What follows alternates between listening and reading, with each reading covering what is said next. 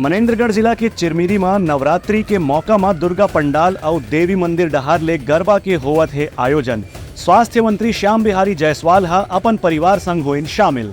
प्रदेश भर में नवरात्रि के पर्व देखत अलग अलग दुर्गा उत्सव पंडाल समिति और देवी मंदिर आयोजन समिति डहार ले डांडिया गरबा के भी आयोजन करेगी।